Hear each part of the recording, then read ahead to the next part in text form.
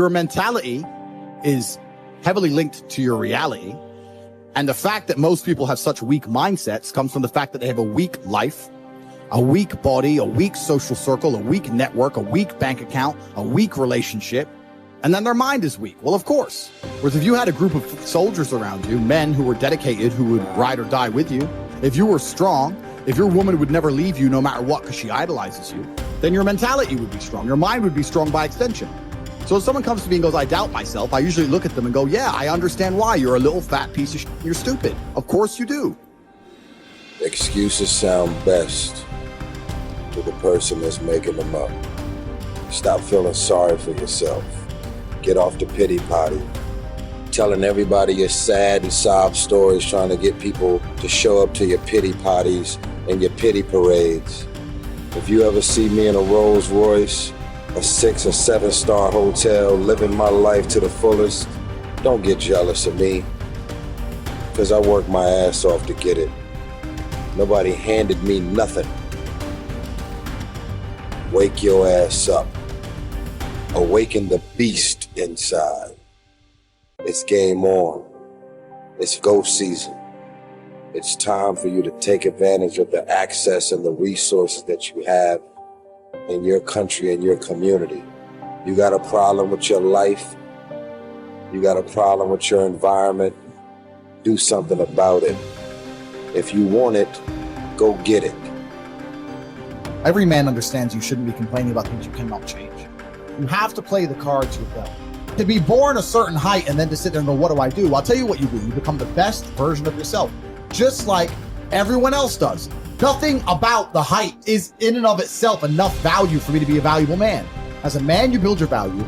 You are born with the cards you're dealt. Sure, it'd be ideal. Look, I'd love to be 7 foot tall. I'm not. So it's the same argument. If you're 5'2", you need to become rich, strong, and funny, and charismatic, and interesting, and witty. If you're 6'4", you need to become rich, strong, well-connected. It's the same game. So to sit there and complain about it is asinine. Excuses are for weak people. If you're gonna make it happen, get your ass up and get to work. No more excuses. No more, I'll start tomorrow. No more, just this once. No more accepting the shortfalls of my own will. No more taking the easy road. No more waiting for the perfect moment. And no more indecision and no more lies. No more weakness. Now is the time for strength. And through strength and through will and through unwavering discipline, I will become who I want to be. If you don't execute, you're not just cheating yourself, dude. You're cheating your family. You're cheating your employees. You're cheating your team. Whatever you're a part of, it's bigger than you, man. Many of you have given control of your life to your feelings. You gotta take back control right now. You must harden your fucking mind. You gotta discipline yourself. When it's time to rise, you fucking rise. When it's time to work, you fucking work. You have to just work. At some point you have to bite the bullet and just work. Working harder is never gonna not help. No matter what scenario you're in, working harder is never gonna not help you.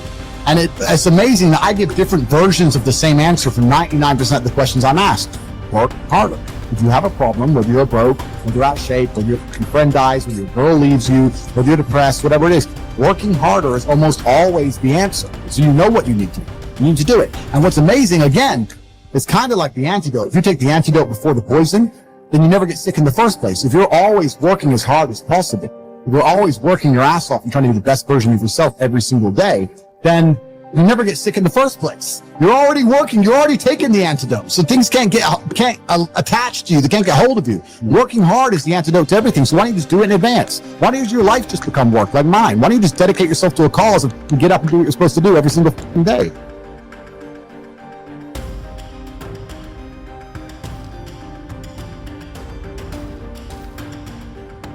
I want to talk to you today because I hope that of all the talks that happen here, you forget about me, but that this changes your life. And I want to remind you of something as I begin today, that you were born to do something great with your life, that you're extraordinary. Listen to me, that you're enough, that you're special, that you're favored, that you're chosen, regardless of where you come from, regardless of what you've been carrying with you. Some of you come in here today, and you know what? You've even thought of harming yourselves. Maybe you're even proud of the fact you haven't killed yourself. But every day, some of us are killing ourselves with the shame we carry from something we've done, some humiliation, some fear. We put this gun to our head every day that tells us we're not enough. We're not strong enough, pretty enough, smart enough, favored enough, that we're doomed. And we carry these guns in our head every day that shame us, that take our confidence from us, that steal our joy. It's like a knife. You don't have to kill yourself because you do it every day. You do it over and over and over again. And there's a better way forward. You can put those things down in your life. You could decide today that you were born to do something great. You could set aside this weapon that you keep using against yourself to hold you back from your joy, from your passion, from your achievement, from all the goodies in life. You could decide today, just intentionally, to set this weapon down, whatever it is. Something from your childhood, a divorce, a business failure, something you're just not proud of that you've done. Set it down. Stop using it as a weapon against yourself and realize that happened for you and not to you. I'll prove it to you. I'm a big believer in fake it till you make it. I don't want you seeing, people say, well, social media is so full of like these fake lives. People have always lived fake lives. I was living a fake life way before social media came along. In fact, when I became an entrepreneur, I wanted to be somebody so bad. I wanted to be rich so bad. I thought, if I don't look successful, no one's going to listen to me. Who's going to listen to a young kid in business about how to save your money when I didn't have any? That was my own limiting belief. What's yours? You have this kind of convoluted limiting belief about why you can't do something right now that's your own BS story you keep telling yourself. How about you just drop that story? How about you just decide it's a lie, even if it is true? I'm not going to just teach you not to tap into your pain. I'm going to teach you how to do it. Okay, I teach people how to change things technically, but I believe in this concept of living blissfully dissatisfied, which means there's a way. Most achievers have it backwards. They think, hey, if I enjoy my success, I'm going to lose all my drive, right? And then other people that aren't successful yet, haven't reached what they want, or they delay their bliss until a destination in the future. Once I get this relationship, once I make that money, once I get that car, once I have that home, then I'll let myself feel bliss. And so I teach you that the concept is you can live blissfully and still be dissatisfied. Your pathway to changing how you feel about yourself, of getting to the next level, is always giving, always giving, always giving. I have this thing I kind of run my life through that kind of is my governor on my life of when I'm trying to give and when I'm trying to make a difference for people. And I just have this hallucination. I am a Christian, and so I believe that someday when I die, there's an accounting. I don't care if you. I'm actually one of these very interesting people that I believe in the quantum field and energy because I know it exists, and I believe my Lord and Savior created it. You have whatever your belief is wonderful. I don't preach. I just want you to know. I know there's an energy field. I know there's a God, and Lewis asked me on the show, what are 3 truths? And I said, the first thing is there's a God. I just want you to know that. So you believe your beliefs. I respect them. I admire them. I have people from every belief center in the world on my program. But I just want to say to you, this is my prism I live my life through. It governs my decision making. And I make mistakes all the time. One of the cool things about being a Christian is I'm saved by the grace of God because I know I'm going to sin. That's one of the cool things about my particular faith. But the point that I want to make, because I sin all the time. I make mistakes all the time. I've already used profanity, I think, 4 times in this talk. So I know for sure I've messed some mistakes. But let me tell you how I govern my life. I believe at the end of my life there's an accounting. And I'm going to sit in front of my Lord and I want him to say, well done, good and faithful servant. But having said that, no matter what your beliefs are, I think that I actually get to meet somebody interesting. Maybe you don't believe in anything faith-based, but I bet you believe there's a recording going on in your life. Someone's paying attention. Someone's going to tell the story of your life. Maybe your great-granddaughter will carry the legacy of your life and what you've done, but someone's paying attention to what you're doing here. You've always had that sense. You've always known your life mattered. You've always known since you were a little girl that there's something special you're supposed to be doing. And that anxiety, that fear you have is maybe you're not doing it. In life, our first job is this: to divide and distinguish things into 2 categories. Externals I cannot control, but the choice I make with regard to them I do control. Where will I find good and bad? In me, in my choices. Negative visualization, in other words, teaches us to embrace whatever life we happen to be living and to extract every bit of delight we can from it. But it simultaneously teaches us to prepare ourselves for changes that will deprive us of the things that delight us. It teaches us, in other words, to enjoy what we have without clinging to it. Over the years, I have come to realize that the greatest trap in our life is not success, popularity, or power, but self-rejection.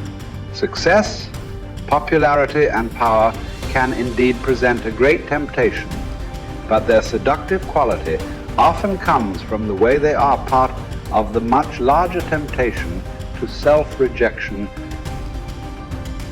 When we have come to believe in the voices that call us worthless and unlovable, then success, popularity, and power are easily perceived as attractive solutions. The real trap, however, is self-rejection. As soon as someone accuses me or criticizes me, as soon as I'm rejected, left alone, or abandoned, I find myself thinking, well, that proves once again that I'm a nobody. My dark side says, I am no good. I deserve to be pushed aside, forgotten, rejected, and abandoned. Self-rejection is the greatest enemy of the spiritual life because it contradicts the sacred voice that calls us the beloved. Being the beloved constitutes the core truth of our existence. Life is neither a glorious highlight reel nor a monstrous tragedy. Every day is a good day to live and a good day to die. Every day is also an apt time to learn and express joy and love for the entire natural world. Each day is an apt time to make contact with other people and express empathy for the entire world. Each day is perfect to accept with indifference all aspects of being. Persuade me or prove to me that I'm mistaken in thought or deed, and I will gladly change. For it is the truth I seek, and the truth never harmed anyone. Harm comes from persisting in error and clinging to ignorance. Let us too overcome all things, with our reward consisting not in any wreath or garland, not in trumpet, calls for silence, for ceremonial proclamation of our name, but in moral worth, in strength of spirit, in a peace that is won forever, once in any contest fortune has been utterly defeated. How is it that discipline and the straight and narrow offer the best chance for a good life? And how is it that we have forgotten that is the case? Well, the reason that discipline is necessary is because you're a mass of competing short-term interests. And so the question is then, well, which short-term interest should win out?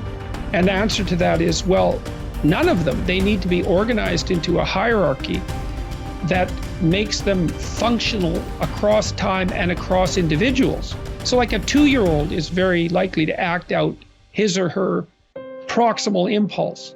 But of course, a 2-year-old can't survive in the world. You have to bring your primary instincts, let's say, under the regulatory structure of a higher order value system that allows them to manifest themselves without undue mutual sacrifice across large spans of time in the presence of large numbers of other people. So that requires a very sophisticated ordering. It's like, we already talked about the fact that a meta-narrative is necessary to unite subcultures, say, so that they can operate peacefully and harmoniously within the same space. The same thing applies within you, because you're an internal coalition of warring single-minded tribes, and they have to all be brought under the organizational structure of long-term collective vision, let's say. Mm-hmm. And in order to do that, you have to be disciplined. And any discipline, technically speaking, is an attempt to bring all those competing short-term impulses under a larger scale and more inclusive framework. And so you do that, and then, well, that's actually what gives you freedom. Being impulsive and being free aren't the same things, because if you're impulsive, you're just the slave of your impulses. Right. There's no freedom in that. That's the same freedom, so to speak, literally, that a 2-year-old has, because a 2-year-old isn't socialized yet. So it's a completely, that doesn't function in the sophisticated world. It doesn't work. Right. Everyone knows it.